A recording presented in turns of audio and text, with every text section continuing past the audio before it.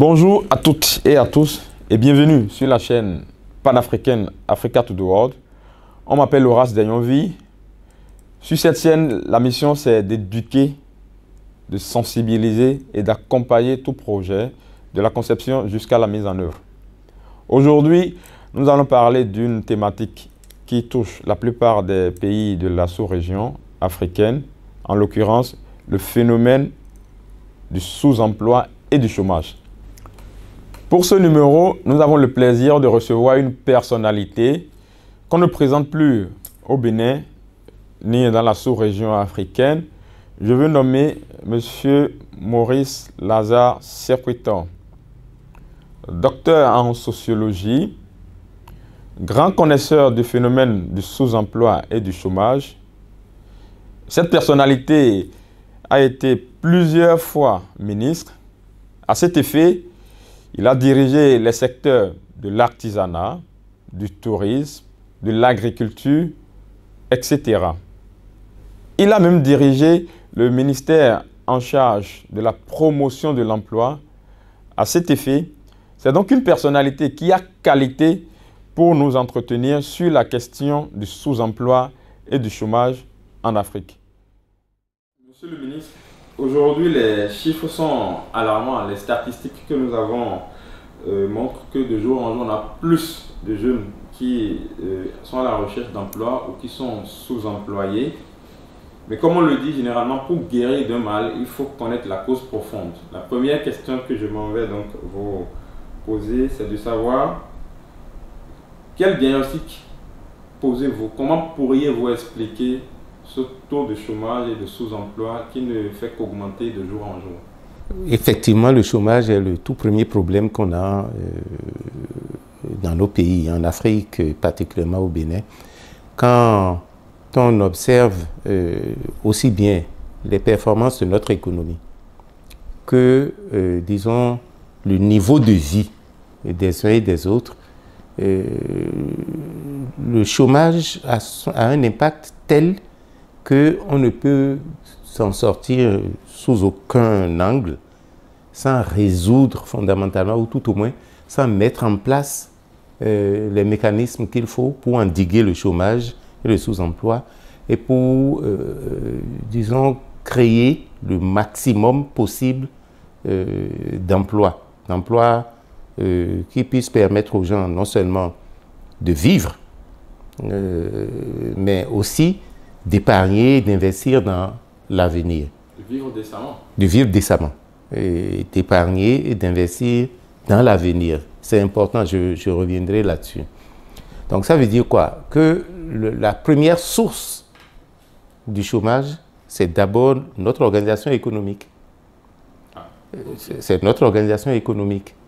Et parce que si nous avons une économie qui n'est pas dynamique, qui ne produit pas des emplois, on ne peut pas satisfaire les demandes d'emploi. Et qu'est-ce que j'appelle l'économie? C'est quand vous voyez par exemple un pays comme le Bénin, vous avez globalement, c'est un pays agricole, 65% d'actifs agricoles, et quelques 2 millions d'artisans. La fonction publique vous donne à peu près 120 000 et 130 000 postes. Et ce n'est pas grand-chose sur les 12 millions de Béninois que nous sommes. Donc ça signifie quoi? Ça signifie que si l'agriculture n'est pas performante, si la transformation des produits agricoles n'est pas performante, si le commerce, les services ne sont pas performants, si l'artisanat n'est pas performant, il est évident que nous ne pouvons pas embaucher beaucoup de jeunes dans ces différents secteurs-là.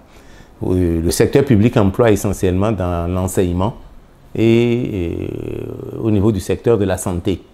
Les autres secteurs ou sous-secteurs du public emploient peu comparativement à l'enseignement et à la santé. Pour revenir aux causes, la deuxième cause qu'il faut situer, c'est la formation professionnelle. Et il faut voir ça à plusieurs niveaux. Premièrement, il y a la question du tissu économique. Puis notre tissu économique. de notre écosystème économique. Et il faut souligner en deuxième position la question de la formation. La formation. Ça revient toujours. Ça revient. Vous savez, nous avons un système formel de formation qui est calqué sur, disons, la gestion de l'administration. Par exemple, quand tu prends le système de formation universitaire, ça forme pour les secteurs marginaux de notre économie. Le principal secteur, par exemple, c'est l'agriculture. Et en termes disons, de volume d'emploi que ça offre, c'est l'agriculture, c'est l'artisanat, c'est par exemple les services. Et quand je parle de services, aujourd'hui, ça se développe de plus en plus, les services liés au numérique et un certain nombre de services, et au tourisme aussi, et un certain nombre d'autres. Alors, notre université forme tout. Notre université ou notre système éducatif?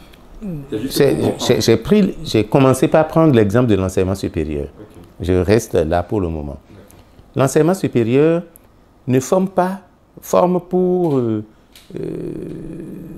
des métiers qui relèvent très souvent du secteur public, mais pas pour les métiers comme l'agriculture. L'agriculture a un métier. C'est différent de former des agronomes. C'est différent. Si vous croyez qu'un agronome va se mettre au champ pour se mettre à cultiver, ce n'est pas son boulot. Okay. Ce n'est pas son boulot. Nos agronomes sont formés pour encadrer ceux qui ont pour métier l'agriculture. Est-ce qu'ils encadrent bien ou mal? Ça, c'est un autre débat. Il y a d'abord le tissu économique, ensuite la formation comme cause profonde de... Et la formation que nous avons aujourd'hui, oui. Que ce soit la formation au niveau supérieur ou même au niveau intermédiaire, ce que nous appelons secondaire. Ou au primaire, ça ne forme pas pour les secteurs fondamentaux de l'agriculture, en tout cas pas suffisamment. Lorsque on prend le profil type du paysan au Bénin, du producteur agricole au Bénin, le profil type au jour d'aujourd'hui, c'est, disons, un déscolarisé qui s'accroche à une ou deux cultures, bien souvent une culture de rente dans les zones où ça existe. Et puis, ce n'est pas forcément des gens qui ont une formation professionnelle en agriculture. Vous savez, le modèle où on observe, on regarde ses parents faire l'agriculture et qu'on les imite, et par la suite, ce modèle est en train de passer. De plus en plus, ceux qui sont dans l'agriculture aujourd'hui ont à peine vu leurs parents faire de l'agriculture, bien souvent parce qu'ils ont été scolarisés. Ils étaient à l'école au moment où leurs parents s'occupaient d'agriculture, et quand ils se déscolarisent, généralement vers la fin des 6 premières années ou dès la classe de 4e au secondaire, la plupart se déscolarisent à ces points-là, ou un peu plus tard. Quand ils se déscolarisent, ils tombent dans l'agriculture sans avoir vu leurs parents exercer, sans avoir vu, sans avoir appris. Mais n'ayant pas appris autre chose, ils deviennent producteurs agricoles, un peu par hasard, s'ils peuvent faire ça. Ils s'improvisent, producteurs agricoles. Et si on regarde le producteur type que nous avons aujourd'hui, beaucoup sont de ce type. Et si nous avons un travail à faire aujourd'hui en agriculture, si on ne regarde pas la reconversion de ces gens en de véritables producteurs, ayant des savoirs utiles, suffisants pour leurs activités, nous allons nous tromper et nous ne regardons pas le chômage en milieu rural, par exemple. Or, ils sont nombreux de ce type de producteurs qui n'ont pas tout à fait appris, donc ce n'est pas tout à fait la profession, qui rechignent un peu aussi parce que le travail est pénible et ça produit peu. ça donne peu de résultats.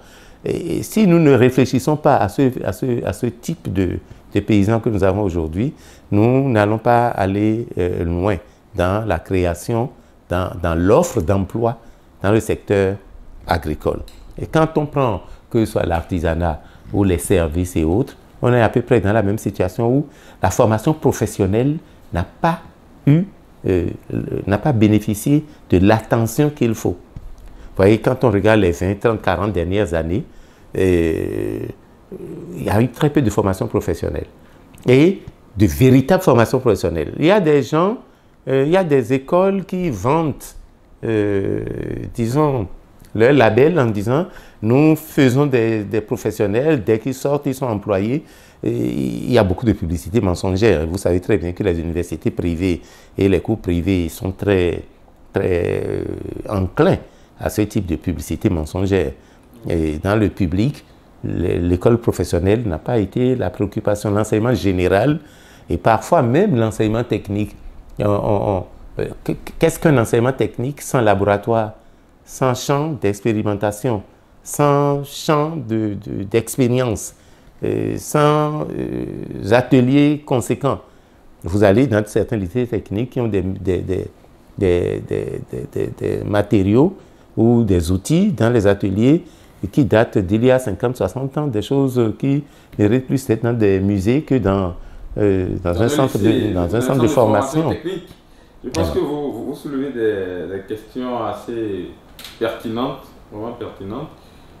Alors, je voudrais donc demander, si on arrive à poser ce diagnostic de façon adéquate, quelles sont donc les pistes de solutions? D'abord, sur le court terme, à moyen et le long terme, pour que nos pays, en l'occurrence nos pays de l'Afrique, puissent quand même aussi avoir un taux de chômage et de sous-emploi beaucoup plus minime aujourd'hui. Il ne faut pas qu'on trompe les jeunes. Il n'y a pas de solution à court terme. Si c'est d'emploi qu'il s'agit, il n'y a pas de solution à court terme. Il faut restructurer notre système économique. L'écosystème économique est tel aujourd'hui que ça n'a pas beaucoup de potentiel pour offrir des emplois. Et ce potentiel n'existant pas, tout le monde se rue vers l'emploi public. Alors dans ces conditions, il faut réformer notre économie. Il faut réformer notre économie et l'orienter vers l'avenir. L'orienter vers l'avenir, ça veut dire quoi? Ça veut dire que nous mettions davantage l'accent sur l'investissement. Sur l'investissement. Et qui dit investissement dit les ressources à investir. Ça veut dire que toutes nos ressources qui s'évaporent dans le gaspillage, toutes nos ressources qui s'évaporent dans la corruption, toutes nos ressources qui s'évaporent dans notre mauvaise organisation au niveau de l'administration, au niveau des différents pays, il faut savoir retrouver ces ressources-là. Il faut les épargner de l'évaporation et les concentrer sur des investissements structurants dans les différents secteurs qui nous permettent de créer de l'emploi.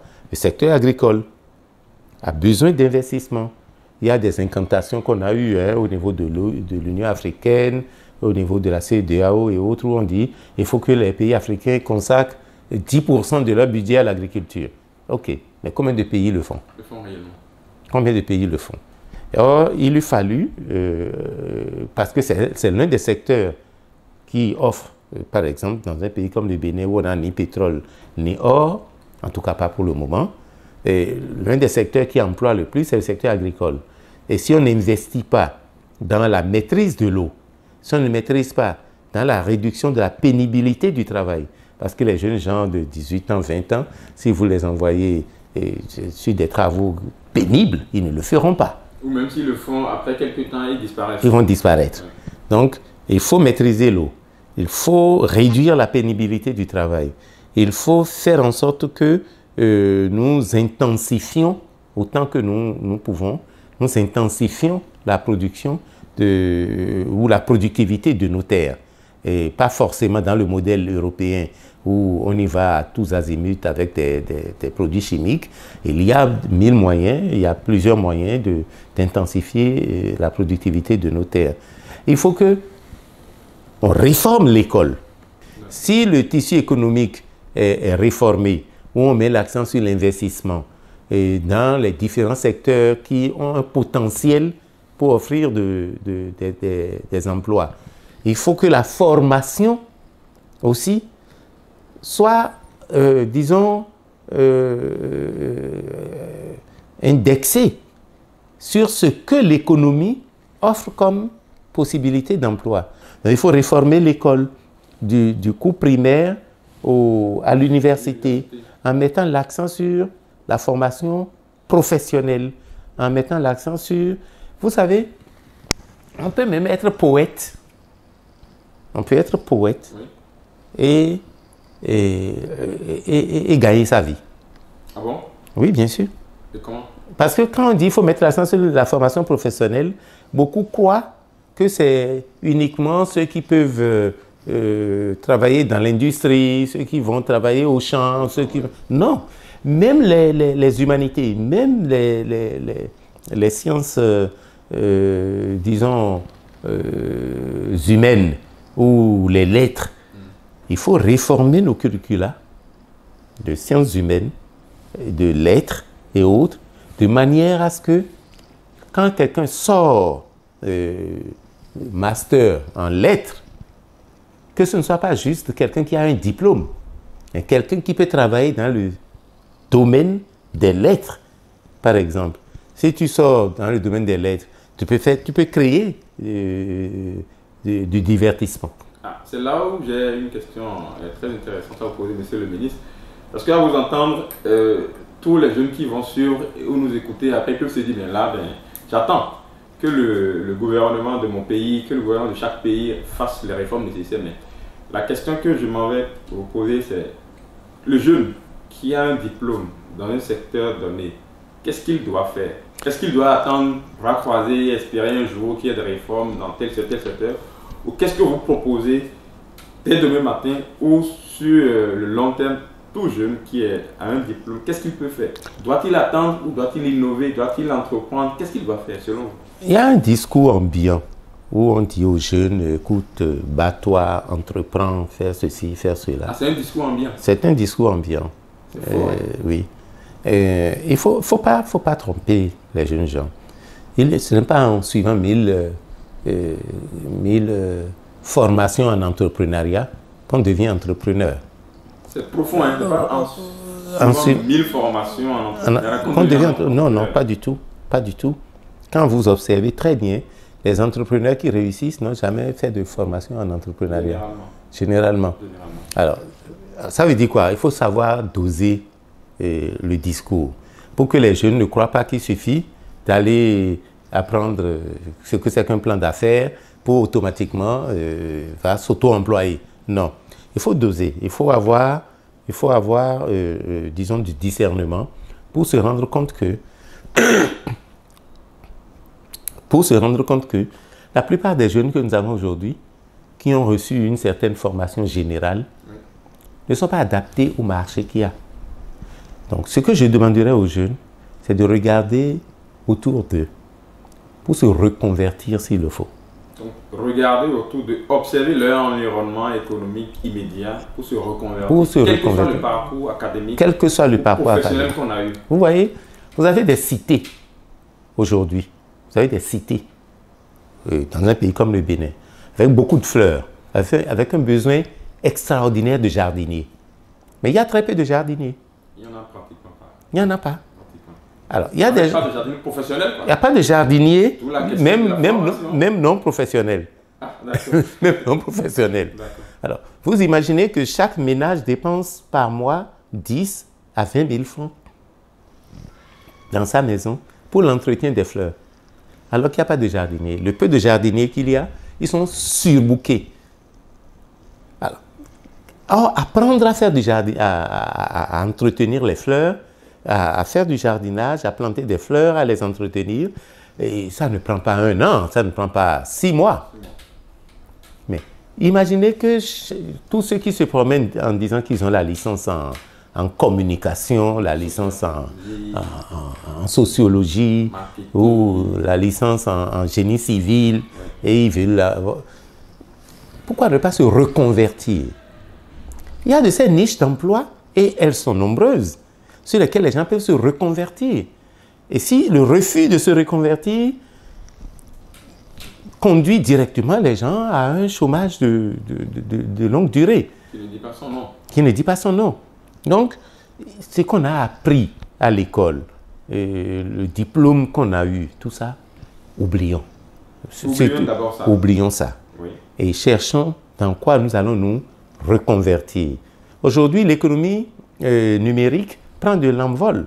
Il y a des pays comme le Bénin qui ont de la chance d'avoir un système où tout le territoire national est aujourd'hui en cours de maillage par la fibre optique. Ça veut dire que le Bénin va devenir sous peu une plateforme, un hub en économie numérique, par rapport au digital. Mais tous ceux-là qui sont aujourd'hui là, se reconvertir à différents emplois que crée l'économie numérique, ce n'est pas difficile, ce n'est pas sorcier, c'est une affaire de courage. Mais si quelqu'un ne prend pas ce courage pour se reconvertir, il est géographe, d'accord, il a le master en géographie, il va caresser son diplôme tous les jours, mais il n'aura pas d'emploi. Il n'aura pas d'emploi. Je renchéris un peu pour donner un exemple assez pertinent.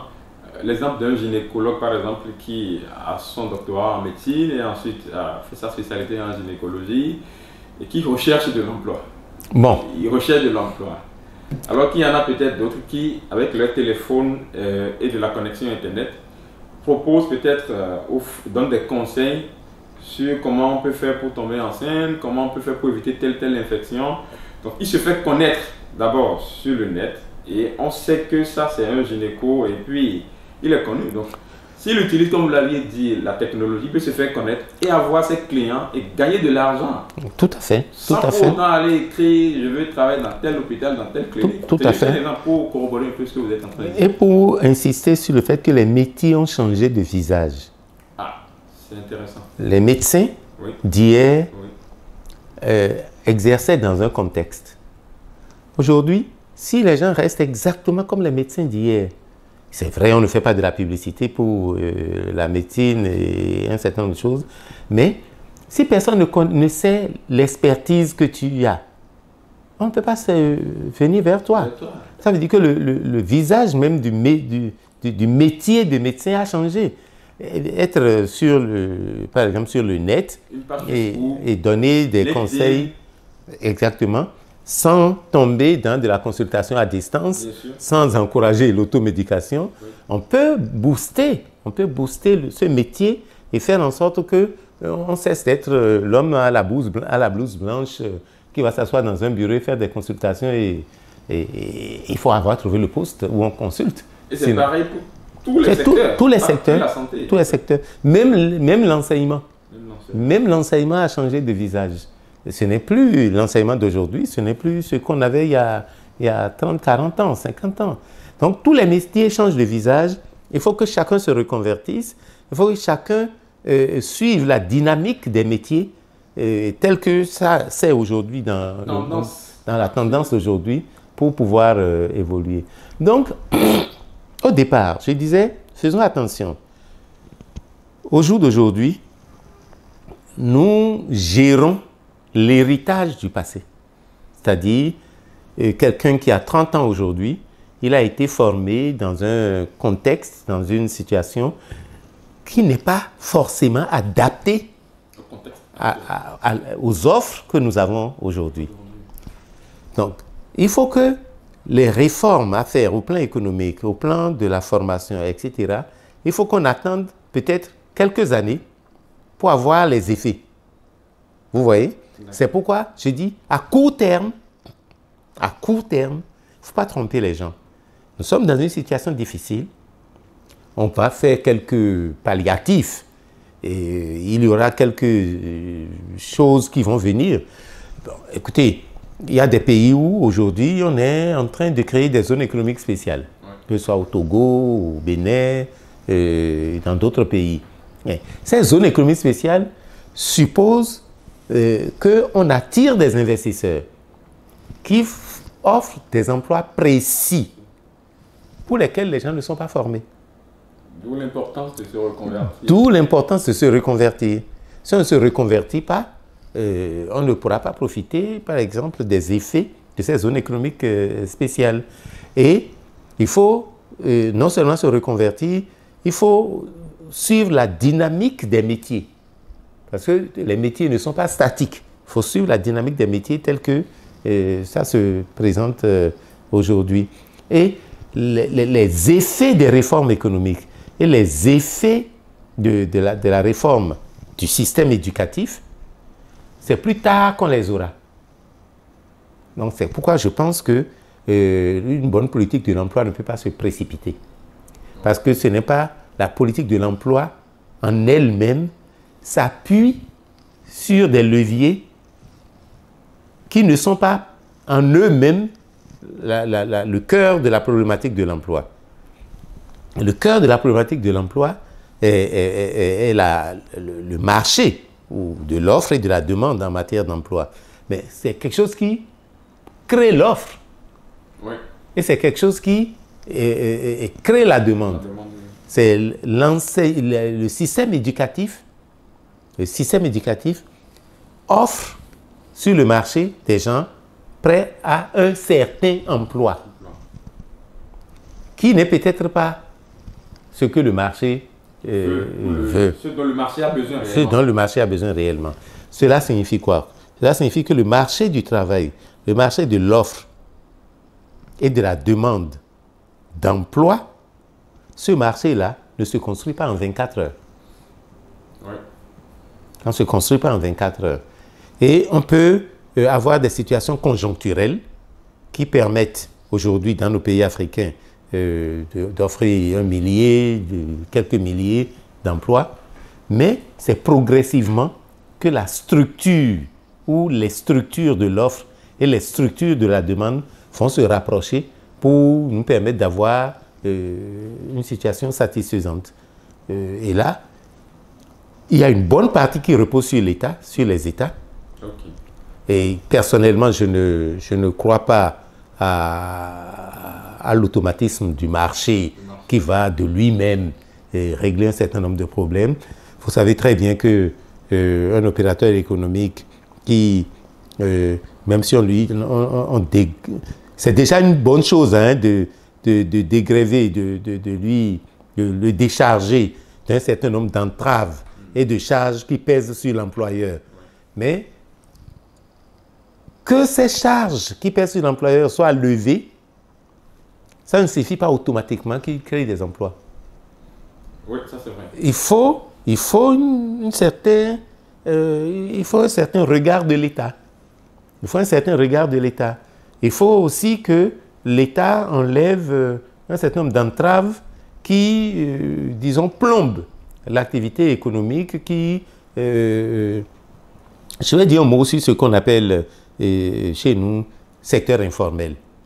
Le secteur informel est un gros employeur.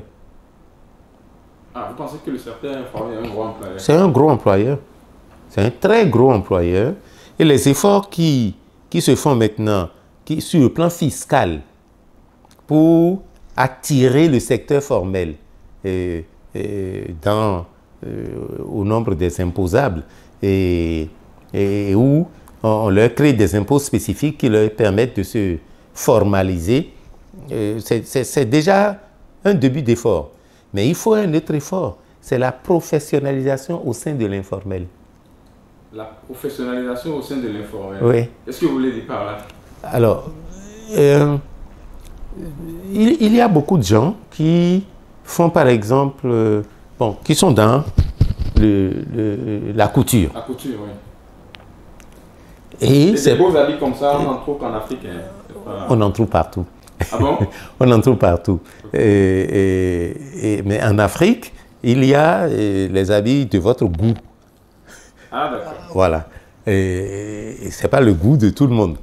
Bon, si on veut conquérir le monde, oui. Nous pouvons, nos couturiers peuvent conquérir le monde. Okay. Par les modes que nous avons en Afrique, que nous créons en Afrique. Et je suis convaincu que c'est l'un des secteurs qui peut offrir des milliers et des milliers d'emplois. Mais c'est un secteur qu'on regarde très, très peu. Et ça plonge plus ou moins dans l'informel. Mais si les stylistes, les modélistes, ceux que nous appelons les couturiers ou les tailleurs ou autres, entrent dans l'économie, dans notre économie, et obtiennent le regard qu'il faut de nos investisseurs et de l'État, c'est un secteur qui peut nous donner incroyablement un nombre incroyable d'emplois. Il y a quand même beaucoup de couturiers qui sont très créatifs. Hein, tout à fait, tout à fait.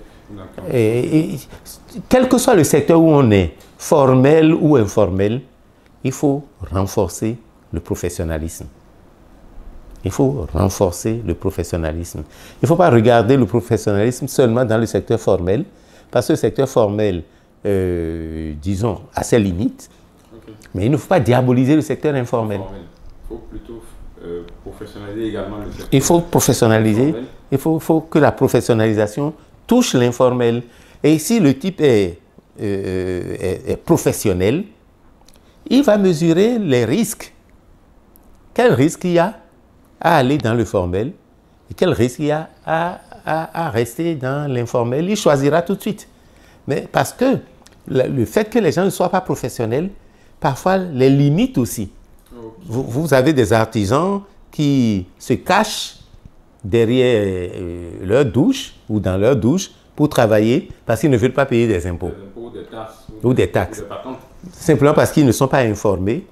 Si les professionnels savent qu'aujourd'hui, il y a des efforts énormes au plan de la fiscalité et que ces efforts peuvent continuer. Les gens qui sont dans le secteur, dans le professionnel, ils savent la dynamique ou les dynamiques qu'il y a dans le métier. Et ces dynamiques-là, si on ne les connaît pas, vous exercez caché dans un coin pendant quelques années, et quelques temps après, vous disparaissez. Monsieur le ministre, c'est très intéressant tout ce qu'on est en train de dire. Nous tendons déjà vers la fin de l'entrevue. Moi, une question assez simple que j'aimerais vous poser. Si par exemple, aujourd'hui, on a la jeunesse passe toute sa journée sur les réseaux sociaux, soit à calomnier, à commenter une photo d'un artiste, d'une star, et puis toute la journée se résume à ça. De façon concrète, qu'est-ce que vous leur diriez pour sortir de ce carcan, pour réellement prendre leur vie en charge et ne plus forcément attendre que l'État, parce que à ma connaissance, il n'y a aucun État au monde où l'État peut régler tous les problèmes d'une jeunesse, à ma connaissance. Donc, quel plan d'action vous proposerez à la jeunesse africaine? Je n'ai pas la prétention de proposer un plan à la jeunesse qui se retrouve sur les réseaux sociaux, parfois par addiction. Parfois par addiction. C'est de nouvelles maladies. Ils ne peuvent pas se passer des réseaux sociaux, de leur portable. C'est de nouvelles maladies qui émergent.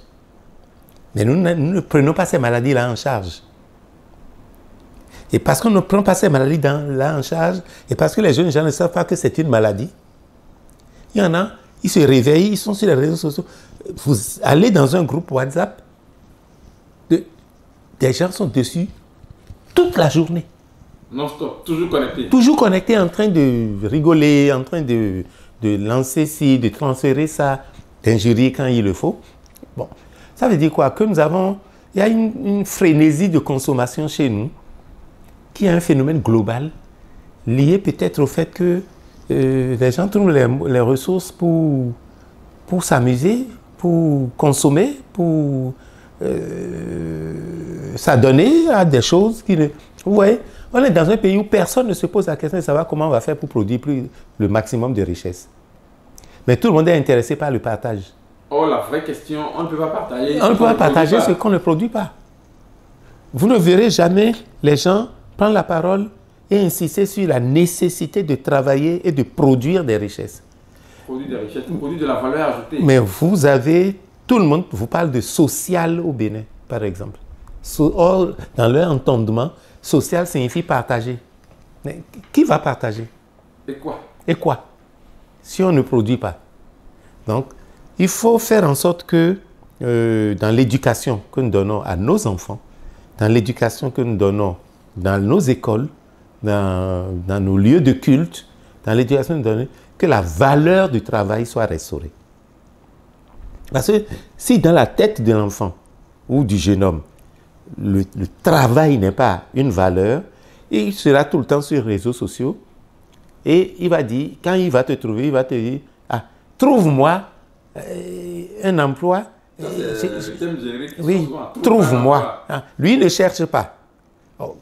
La définition élémentaire du chômage, c'est de dire que c'est d'abord quelqu'un qui souhaite travailler.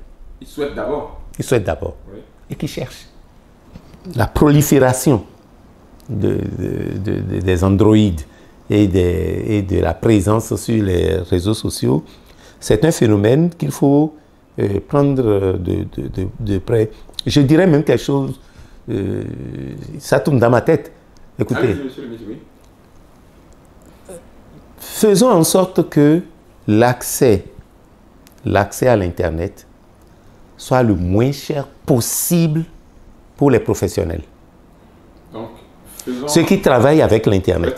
Ceux qui utilisent l'Internet comme outil de travail, comme outil de travail, plus et apporter de la valeur. Il faut tout faire pour que chaque jour qui passe, le coût de la connexion et l'utilisation de l'outil Internet soit le plus accessible possible pour les professionnels. Mais la tendance populiste à permettre à chacun et à tous d'aller consommer des données et pour rigoler, cette tendance-là, si nous ne faisons pas attention, ça va nous emporter. Ce que je dis n'est pas très populaire. Si vous demandez aux jeunes aujourd'hui, on dit « Ah, ils veulent taxer nos mots, ne taxez pas nos mots. » C'est vrai. Il ne faut pas taxer les mots qui permettent de travailler. Mais pour ceux qui utilisent ça pour s'amuser, allez en Europe. Jetez un coup d'œil en Europe ou aux États-Unis. Le temps que nous passons, nos jeunes passent sur les réseaux sociaux ici, vous verrez très peu de gens passer ce temps sur les réseaux sociaux en Europe ou aux États-Unis. De quoi parlons-nous? Allez en Asie. Regardez TikTok, regardez YouTube, regardez ces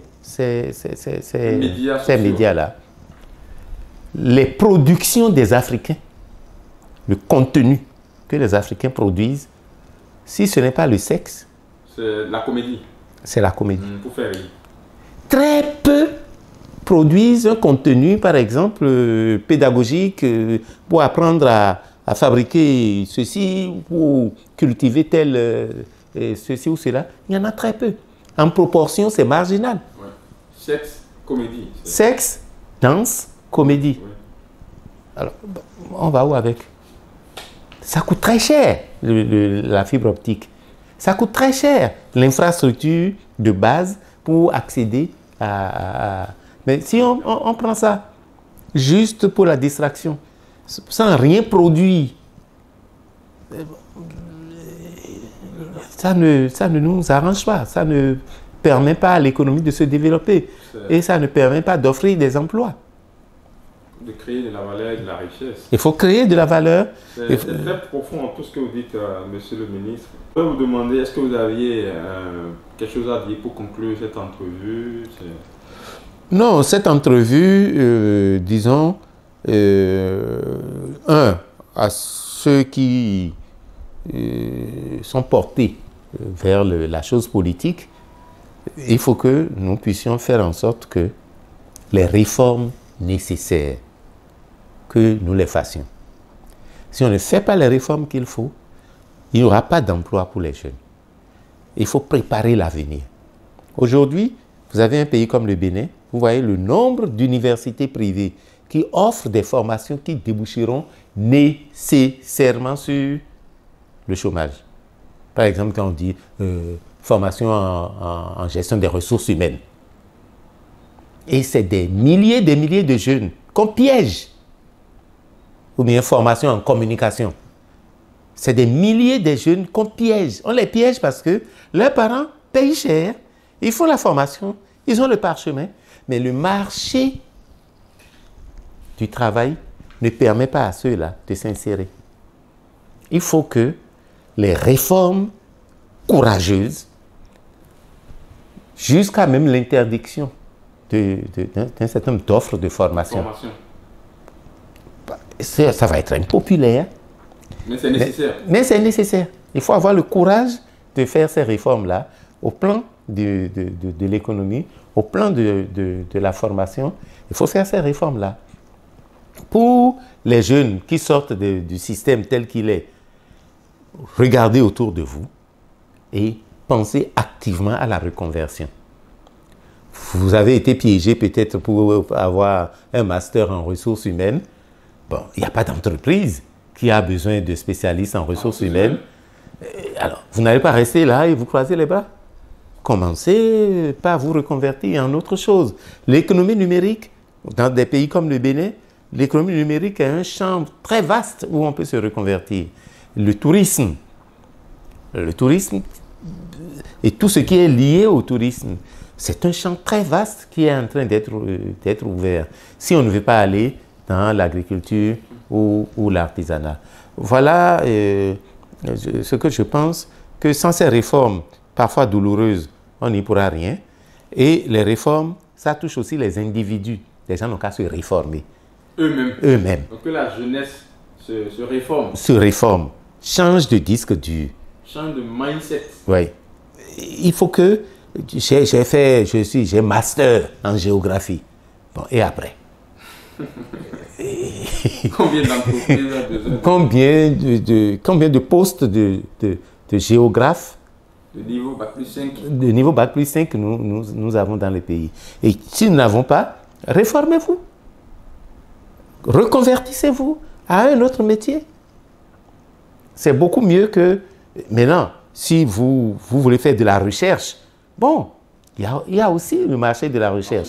Mais dit, j'ai master, et s'assoit là et dit, j'attends. Ou bien, trouve-moi un emploi. Ou bien, trouve-moi un emploi. Personne ne trouve emploi. À quelqu'un? À quelqu'un. L'emploi ne se trouve pas au carrefour. Pour qu'en marchant, on le retrouve. J'espère que cette entrevue va tomber dans les oreilles de toute la jeunesse africaine, en l'occurrence béninoise, et que cela puisse servir et édifier. Comme je le disais au début, notre mission c'est d'éduquer, de sensibiliser, d'accompagner les jeunes ou la jeunesse dans la mise en œuvre de différents projets. Si vous aviez aimé, partagez dans vos différents groupes, visionnez autant que vous pouvez. Merci beaucoup.